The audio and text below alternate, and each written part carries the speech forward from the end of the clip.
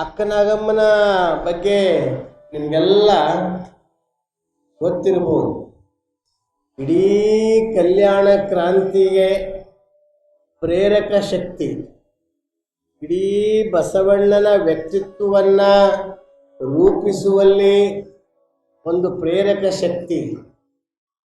ಇಡೀ ಆ ಬಸವ ಕಲ್ಯಾಣವನ್ನು ಇಡೀ ಭೂಮಂಡಲಕ್ಕೆ ವ್ಯಾಪಿಸಿ ಎಲ್ಲ ಕಡೆಯ ಶರಣರು ಬರಲಿಕ್ಕೆ ಅದರ ಪ್ರೇರಣಾ ಶಕ್ತಿ ಮೂಲ ಯಾರು ಅಂದ್ರೆ ಅಕ್ಕನಾಗಮ್ಮ ತಾಯಿಯವರು. ಆ ಅಕ್ಕನಾಗಮ್ಮ ತಾಯಿಯವರು ಬಸವಣ್ಣನ ವ್ಯಕ್ತಿತ್ವವನ್ನು ರೂಪಿಸಿದಳು. ಇಡೀ ಕಲ್ಯಾಣದ ಒಂದು ಕ್ರಾಂತಿಗೆ ಕಾರಣೀಭೂತಳು ಯಾರು? ಅಕ್ಕನಾಗಮ್ಮ. ಬಹುತೇಕ ನಿಮಗೆ ಗೊತ್ತದ, ಗಂಗಾ ನದಿ ಹುಟ್ಟ ಕಾಲಕ್ಕೆ ಸಣ್ಣದಾಗಿ ಹುಟ್ಟಿತು, ಮುಂದೆ ಬೃಹತ್ತಾಗಿ ಬೆಳೀತು, ವಿಶಾಲವಾಗಿ ಬೆಳೀತು, ಬಹಳ ವಿಶಾಲವಾಗಿ ವ್ಯಾಪಿಸ್ತು. ಹಾಗೆ ಪ್ರಾರಂಭದಲ್ಲಿ ಇದೆಲ್ಲಕ್ಕೂ ಕ್ರಾಂತಿಗೆ ಮೂಲ ಬೀಜ ಯಾವುದು ಅಂದ್ರೆ ಬಸವಣ್ಣನವರ ಉಪನಯನ. ಆ ಉಪನಯನ ಮಾಡುವ ಕಾಲಕ್ಕೆ ಬಸವಣ್ಣನವರು ಆ ಅಕ್ಕನಾಗಮ್ಮನ ಮೇಲೆ ಬಹಳ ಪ್ರೇಮ. ಅಕ್ಕನಾಗಮ್ಮನವ್ರ ಪ್ರೇಮನು ಬಸವಣ್ಣವ್ರ ಮೇಲೆ ಬಹಳ. ಹೀಗಾಗಿ ಅದಕ್ಕೆ ಅಕ್ಕನಾಗಮ್ಮನವರು ಒಂದು ಕಡೆ ವಚನದಲ್ಲಿ ಹೇಳ್ತಾರೆ, ಬಸವಣ್ಣ ಬೆಸಲಾದ ಬಾಣತಿ ನಾನಯ್ಯ ಅಂತ. ಅಂದ್ರೇನು? ನಾನು ನಿನಗೆ ಹಡದ ತಾಯಿ ಅಂತ ಹೇಳ್ತಾರೆ. ತಮ್ಮನೇ ಅವ. ಅಕ್ಕನಾಗಮ್ಮನ ನಂತರ 10 ವರ್ಷಕ್ಕೆ ಬಸವಣ್ಣನವರ ಜನ್ಮ ಆಗ್ತದೆ. 10 ವರ್ಷದ ನಂತರ ಆಗ್ತದೆ. ಆ ಬಸವಣ್ಣನವರು ಹುಟ್ಟಿದ ಮೇಲೆ ಉಪನಯನ ಮಾಡುವ ಪ್ರಸಂಗದಲ್ಲಿ ಅಕ್ಕನ ಮೇಲೆ ಬಹಳ ಜೀವ ಇರೋದ್ರಿಂದ ಅಕ್ಕಗೆ ಮೊದಲು ಆಗಲಿ ಉಪನಯನ ಅಂತಂತಾರೆ. ಆವಾಗ ಅವ್ರು ಯಾರೂ ಸಂಪ್ರದಾಯಸ್ಥರು ಒಪ್ಪೋದಿಲ್ಲ. ಅದು ಹೆಂಗೆ ಸಾಧ್ಯ? ಹೆಣ್ಣು ಮಕ್ಕಳಿಗೆ ಅದು ಹೆಂಗೆ ಸಾಧ್ಯ ಅಂತ ತಿಳ್ಕೊಂಡು ಅವರೆಲ್ಲರೂ ವಿರೋಧಿಸ್ತಾರೆ. ಆವಾಗ ಹೆದರಂಗಿಲ್ಲ ಬಸವಣ್ಣನವರು.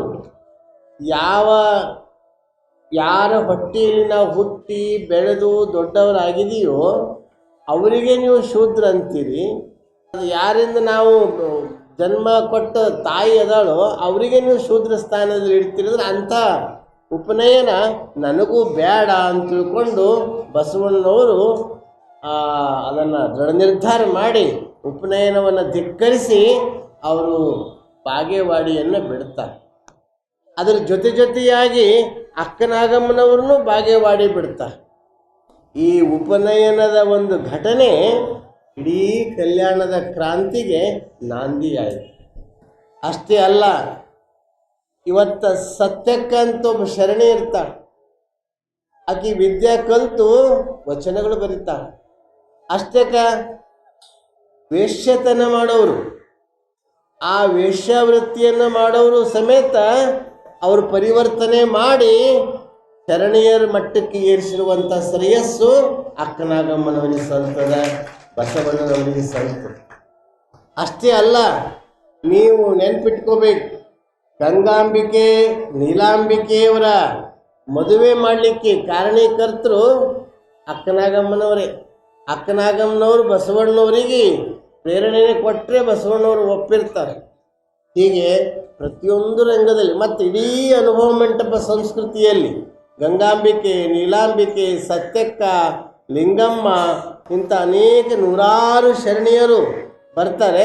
ಆ ನೂರಾರು ಶರಣರಿಗೆಲ್ಲ ಎಲ್ಲರಿಗೆ ತನ್ನೊಳಗಿಟ್ಟುಕೊಂಡು ಒಳ್ಳೆ ರೀತಿಯಿಂದ ಮಾರ್ಗದರ್ಶನ ಮಾಡುವಂಥ ಶ್ರೇಯಸ್ಸು ಅದು ಯಾರಿಗೆ ಸಲ್ತದ ಅಂದ್ರೆ ಅಕ್ಕನಾಗಮ್ಮನವರಿಗೆ ಸಲ್ತದೆ. ಅಂಥ ಅಕ್ಕನಾಗಮ್ಮನವರು ಬಸವಣ್ಣನ ವ್ಯಕ್ತಿತ್ವವನ್ನು ರೂಪಿಸಿ ಆ ಬಸವಣ್ಣನ ಬೆಳಕನ್ನು ವಿಶ್ವದ ಕಡೆ ಪಸರಿಸಿದರು. ಅದಕ್ಕೆ ಅಕ್ಕನಾಗಮ್ಮನವರೇ ಹೇಳ್ತಾರೆ, ಒಂದು ಕಡೆ ಬಸವಣ್ಣ ನೀವು ಮರ್ತ್ಯಕ್ಕೆ ಬಂದು ನಿಂದಡೆ ಭಕ್ತಿಯ ಬೆಳವಿಗೆ ದೆಸೆಗೆಲ್ಲ ಪಸರಿಸಿತಲ್ಲ. ಅಯ್ಯ, ಸ್ವರ್ಗ ಮರ್ತ್ಯ ಪಾತಾಳದೊಳಗೆಲ್ಲ ನಿಮ್ಮ ಭಕ್ತಿಯ ಬೆಳವಿಗೆ ಘನವನಾರು ಬಲ್ಲರು.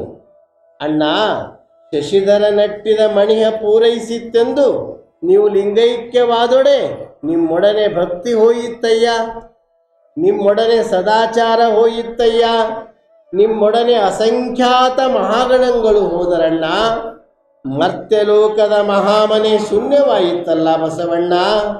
ಎನ್ನ ನೊಯ್ಯದೇ ಹೋದೆಯಲ್ಲ ಪಂಚಪರುಷ ಮೂರ್ತಿ ಬಸವಣ್ಣ ಪ್ರಿಯ ಚನ್ನಸಂಗಯ್ಯಂಗೆ ಪ್ರಾಣಲಿಂಗವಾಗಿ ಹೋದೆಯಲ್ಲ ಸಂಗನ ಬಸವಣ್ಣ ಅಂತ ಹೇಳ್ತಾರೆ. ಅಂದ್ರೆ ಕಲ್ಯಾಣ ಕ್ರಾಂತಿ ಆದಮೇಲೆ, ಅನುಭವ ಮಂಟಪ ಸಂಸ್ಕೃತಿ ಆದಮೇಲೆ, ಆ ಅಲ್ಲೆಲ್ಲ ಸಂಸ್ಕಾರ ಬೆಳೆದ ಮೇಲೆ ಕಲ್ಯಾಣ ಪಟ್ಟಣ ಹೆಂಗಾಗಿತ್ತು ಅಂದರೆ ಎಲ್ಲಿ ನೋಡಿದಡಲ್ಲಿ ಬಸವ ಬಸವ ಬಸವ ಬಸವನಂತ ನಾಮಸ್ಮರಣೆ, ಎಲ್ಲಿ ನೋಡಿದರೆ ಲಿಂಗ ಪೂಜೆ, ಎತ್ತೆತ್ತ ನೋಡಿದಡತ್ತತ್ತ ಬಸವನೆಂಬ ಬಳ್ಳಿ, ಎತ್ತಿ ನೋಡಿದರೆ ಲಿಂಗವೆಂಬ ಗೊಂಚಲು, ಒತ್ತಿ ಹಿಂಡಿದರೆ ಭಕ್ತಿ ಎಂಬ ರಸವಯ್ಯ, ಗುರುವೂ ಬಸವಣ್ಣನಿಂದ, ಲಿಂಗವೂ ಬಸವಣ್ಣನಿಂದ, ಜಂಗಮವೂ ಬಸವಣ್ಣನಿಂದ, ಹೀಗೆ ಎಲ್ಲ ಕಡೆ ಬಸವ ಬಸವ ಬಸವನಂತ ಬಳ್ಳಿ ಹರಡುತ್ತೆ. ದೇಶದ ಮೂಲೆ ಮೂಲೆಗಳಿಂದ ಶರಣರು ಬಂದರು. ಇಡೀ ಕಲ್ಯಾಣ ಪಟ್ಟಣ ಘನವೈಭವದ ಬೆಳಗ್ತದು. ಅಂಥ ಸಂದರ್ಭದಲ್ಲಿ ಸ್ವಲ್ಪ ಈ ರೋಟಿ ಬೇಟಿ ವ್ಯವಹಾರ, ರೋಟಿ ಅಂತೂ ನಡೆದಿತ್ತು, ಬೇಟಿ ವ್ಯವಹಾರವೂ ನಡೆದಿತ್ತು. ಅದು ಆಗಿನ ಸಮಾಜ, ಆಗಿನ ಪರಿಸ್ಥಿತಿ ಸಹಿಸ್ಕೊಳ್ಳಿಕ್ಕಾಗಲಿಲ್ಲ. ಈ ಜಾತೀಯತೆ ಸಮಾನತೆ ಸಹಿಸ್ಕೊಂಡಿತು. ಹರಳಯ್ಯ, ಮಾದಾರ್ ಚೆನ್ನಯ್ಯ, ಜೋಹಾರ್ ಕಕ್ಕಯ್ಯ, ಸಮಗಾರ್ ಹರಳಯ್ಯ, ಇವರೆಲ್ಲರೂ ಎಷ್ಟು ಜನ, ಇಂಥ ನೂರಾರು ಶರಣರು ಬಸವಣ್ಣವ್ರ ಮಹಾಮನೆಯಲ್ಲಿ ಬಂದು ಪ್ರಸಾದ ಮಾಡೋದು, ರಾಜಬೀದಿಯಲ್ಲಿ ಓಡಾಡೋದು ಮಾಡ್ತಾಯಿದ್ರು. ಇದೆಲ್ಲ ಒಳಗೆ ಕಲಿಸ್ತಾ ಇತ್ತು ಅವರಿಗೆಲ್ಲ. ಇದೆಲ್ಲ ಹೊಟ್ಟೆ ಕಿಚ್ಚು ಉಲ್ಬಣ ಆಗ್ಲತ್ತಿತ್ತು. ಆವಾಗೇನಾಯಿತು, ಬಸವಣ್ಣವ್ರ ಬಗ್ಗೆ ಎಷ್ಟು ಭಕ್ತಿ ಇತ್ತು ಅಂದ್ರೆ, ಬಸವಣ್ಣನಿಗೆ ಒಂದು ಶರಣಾರ್ಥಿ ಹೆಚ್ಚಿಗೆ ಮಾಡಿದ ಸಲುವಾಗಿ ಹರಳಯ್ಯ ತನ್ನ ತೊಡಿ ಚರ್ಮದ ಸುಲಿದು ಕೊಟ್ಟ, ಪಾದರಕ್ಷೆ ಮಾಡಿಕೊಟ್ಟ.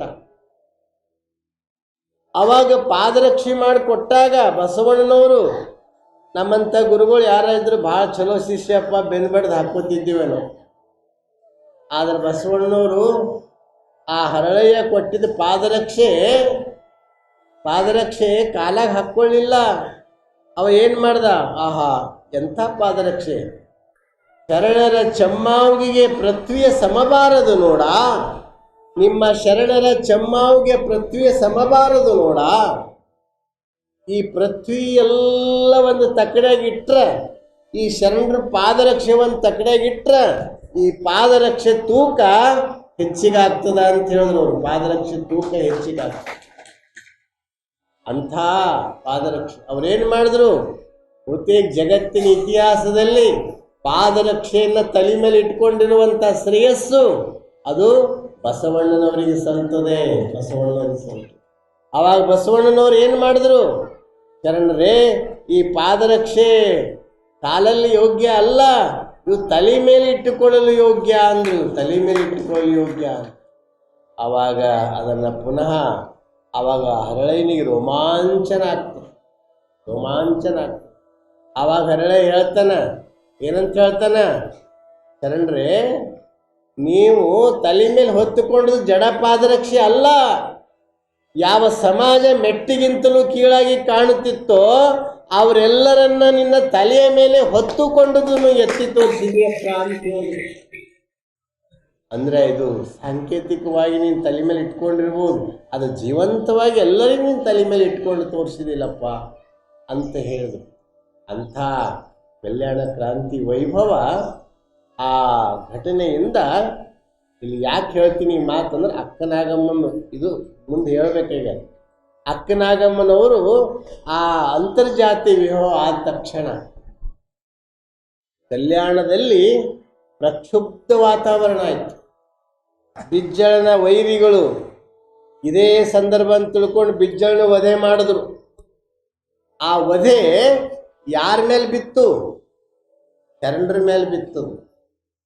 ಅಂಥ ಸಂದರ್ಭದಾಗ ಇಲ್ಲಿ ಅಂತರ್ಜಾತಿ ವಿವಾಹವಾಗಿ ಶರಣರ ಅಪವಾದ ಇದೇ ಸಂದರ್ಭ ಅಂತ ತಿಳ್ಕೊಂಡು ಆ ಸಮಯದಲ್ಲಿ ಅವನಿಗೆ ಬಿಜ್ಜಳನ ವಧೆ ಆಯಿತು, ಶರಣರ ಮೇಲೆ ಬಿತ್ತು. ಅವಾಗ ಮುಂದೆ ಬಿಜ್ಜಳನ ಮಗ ಶರಣರು ಎಲ್ಲಿ ಕಾಣ್ತಾರೆ ಅಲ್ಲಿ ಹೊಡೀರಿ ಅವ್ರ ಸಾಹಿತ್ಯ ಸುಡ್ರಿ ಅಂತ ಆಜ್ಞೆ ಆಯಿತು. ಅಷ್ಟರೊಳಗೆ ಮೊದಲೇ ಬಿಜ್ಜಳ ಹರಳೈಗ ಮಧುವರಸರಿಗೆ ಶಿಕ್ಷೆ ಕೊಟ್ಟಿದ್ದ. ಹೀಗೆಲ್ಲ ಆಗಿ ಕಲ್ಯಾಣ ಎಲ್ಲ ಅಲ್ಲೋಲ ಕಲ್ಲೋಲ ಆಯಿತು.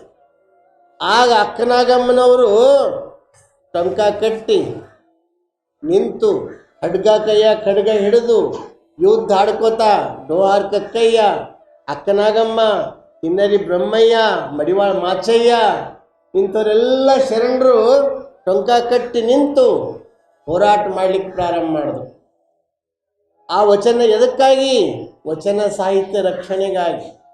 ವಚನ ಸಾಹಿತ್ಯ ರಕ್ಷಣೆಗಾಗಿ ಹೋರಾಟ ಮಾಡ್ತಾ ಯಾರು ಎಲ್ಲೇ ಲಿಂಗೈಕ್ಯಾದರು,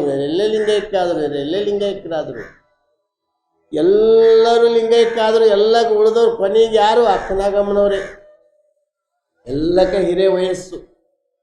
ಕೊನೆಗೆ ಉಳಿವಿಗೆ ಹೋದ ಮೇಲೆ ಚನ್ನಬಸವಣ್ಣವರು ಲಿಂಗೈಕ್ಯ ಆಗ್ತಾರೆ. ಚನ್ನಬಸವಣ್ಣವರು ಲಿಂಗೈಕ್ಯ ಆಯ್ತಾರೆ. ಆವಾಗ ಚನ್ನಬಸವಣ್ಣವರು ಲಿಂಗೈಕ್ಯ ಆದಮೇಲೆ ಆವಾಗ ಕೊನೆಗೆ ಅದು ಬಹಳ ದುಃಖ ಆಗ್ತದೆ. ಕೊನೆಗೆ ಅವರು ಶಿವಮೊಗ್ಗ ಕಡೆ ಬಂದು ಅಲ್ಲಿ ಧರ್ಮ ಪ್ರಚಾರ ಮಾಡ್ಕೋತಾ ಅಲ್ಲೇ ತರೀಕೇರಿಯಲ್ಲಿ ಎಣ್ಣೆ ಹೊಳೆ ಅಂತದ, ಅಲ್ಲಿ ಅಕ್ಕನಾಗಮ್ಮನವರು ಲಿಂಗೈಕ್ಯ ಆಗ್ತಾರೆ. ಅದಕ್ಕೆ ಅಂಥ ಅಕ್ಕನಾಗಮ್ಮ ತಾಯಿಯವರು ಕೊನೆಗೆ ಹೋರಾಟ ಮಾಡ್ತಾ ಅಲ್ಲಿಗೆ ಹೋದರು. ಇಲ್ಲಿ ಕೊನೆಗೆ ಅಕ್ಕನಾಗಮ್ಮವರು ವಚನಗಳು 15 ವಚನಗಳು ಬರೆದ. ಆ 15 ವಚನಗಳಲ್ಲಿ ಸ್ವಲ್ಪ ಒಂದು ವಚನ ಹೇಳಿ ಮುಂದಿನ ಇದಕ್ಕೆ ವಿಷಯಕ್ಕೆ ಹೋಗೋಣ. ಈಗ ಅವರೇನು ಹೇಳ್ತಾರೆ, ಒಂದು ವಚನ, ಮನದೊಡೆಯ ಮಹಾದೇವ ಮನವ ನೋಡಿಹೆನೆಂದು ಮನುಜರ ಕೈಯಿಂದ ಒಂದೊಂದು ನುಡಿಸುವನು. ಮನದೊಡೆಯ ಮಹಾದೇವ ಮನವ ನೋಡಿಹೆನೆಂದು ಮನುಜರ ಕೈಯಿಂದ ಒಂದೊಂದು ನುಡಿಸುವನು. ಇದಕ್ಕೆ ಕಳವಳಸದಿರು ಮನವೇ, ಕಾತರಸದಿರು ತನುವೇ, ನಿಜವ ಮರೆಯದಿರು ಕಂಡ ನಿಶ್ಚಿಂತನಾಗಿರು ಮನವೇ. ಬಸವಣ್ಣ ಪ್ರಿಯ ಚನ್ನಸಂಗಯ್ಯನ್ನು ಬೆಟ್ಟದನಿತ ಅಪರಾಧವನು ಒಂದು ಬೊಟ್ಟಿನಲ್ಲಿ ತೊಡೆವನು ಅಂತ ಹೇಳ್ತಾರೆ. ಮನದೊಡೆಯ ಮಹಾದೇವ, ನಮ್ಮ ಮನಸ್ಸು ನೋಡೋ ಸಲುವಾಗಿ ನಮ್ಮ ಮನಸ್ಸಿನ ಒಡೆಯ ಯಾರು? ಮಹಾದೇವ. ನಮ್ಮೊಳಗೆ ಯಾರದಾರ? ಮಹಾದೇವ ಪರಮಾತ್ಮ ಅದಾನ, ದೇವರದಾರ, ನಮ್ಮೊಳಗೆ ಅದಾರ. ನಮ್ಮೊಳಗಿರುವಂಥ ದೇವರು ಸ್ವಲ್ಪ ಪರೀಕ್ಷೆ ಮಾಡಬೇಕಂತ. ಹಾಗೇನೆ ಜಗದಗಲ, ಮುಗಿಲಗಲ, ಮಿಗೆಯಗಲ, ನಿಮ್ಮಗಲ, ಪಾತಾಳದಿಂದ ತತ್ತ ನಿಮ್ಮ ಶ್ರೀಚರಣ, ಬ್ರಹ್ಮಾಂಡದಿಂದ ತತ್ತ ನಿಮ್ಮ ಶ್ರೀಮುಕುಟ, ಅಗಮ್ಯ ಅಗೋಚರ, ಅಣುರೇಣು ತೃಣಕಾಶದಲ್ಲಿ ತುಂಬಿ ತುಳುಕುವಂಥ ಎಳ್ಳು ಮನೆಯಲ್ಲಿ ಮುಳ್ಳು ಕೊನೆಯಲ್ಲಿ ಓತಪ್ರೋತವಾಗಿ ತುಂಬಿರುವಂಥ ಆ ಪರಮಾತ್ಮನನ್ನು ಇಷ್ಟಲಿಂಗೈಯಲ್ಲಿ ಬಂದು ಚುಳುಕಾಗಿದ್ದಾನೆ, ಚಿಕ್ಕವಾಗಿದ್ದಾನೆ. ಆ ಲಿಂಗೈ ಪೂಜೆ ಮಾಡಿದ ಮೇಲೆ ನಮಗೇನ್ರಿ ಭಯ? ನಮಗೇನು ಅಂಜಿಕೆ? ಆವಾಗ ಗೌಡ್ರು ಹೇಳಿದ್ರು, ನೋಡಪ್ಪ ಲಿಂಗೈನ ಪೂಜೆ ಮಾಡಿದ್ರೆ ಎಲ್ಲ ದೇವರಿಗೆ ಆಯ್ತು, ಏನೇ ಆಗಲಿ ನನ್ನ ವಂಶ ನಿರ್ವಂಶ ಆದ್ರೆ ಚಿಂತೆ ಇಲ್ಲ, ನಾ ಮತ್ತೆ ಏನೂ ಮಾಡಂಗಿಲ್ಲ, ಏಕಲಿಂಗ ಬರ್ತೀನಿ ಇರ್ತೀನಿ ಅಂತ ಹೇಳಿ. ಹಾಗೆಯೇ ಕಾರಣ ಏನಂದ್ರೆ ಅಂಥ ನಿಷ್ಠೆ ನಮಗೆ ಬೇಕು. ಅದಕ್ಕೆ ದೇವರು ಸ್ವಲ್ಪ ಏನೋ ಹೆಚ್ಚ ಕಮ್ಮ ಆಗಿರ್ತದೆ. ಒಂದು ಸ್ವಲ್ಪ ಹೊಸ ಮಾರ್ಗ ಹೋದ್ಮೇಲೆ ಏನೋ ಸ್ವಲ್ಪ ಇದು ಆಗಿರ್ತದೆ. ದೇವ್ರಿಗೂ ಪರೀಕ್ಷೆ ಮಾಡ್ಬೇಕಂತ ಮನಸ್ಸು ಆಗ್ತಿರ್ಬೋದು. ಅವಾಗ ನೀವು ಅದಕ್ಕೆ ಹೆದರಬಾರ್ದು, ಅದ್ರಾಗ ಪಾಸ್ ಆಗಬೇಕು, ಫೇಲ್ ಆಗಬಾರ್ದು. ಯಾರು ಪಾಸ್ ಐತ್ರಿ ಅವ್ರಿಗೆ ಜಯ. ಸ್ವಲ್ಪ ಏನಾರ ಆದ್ರೆ ಕೂಡಲೇ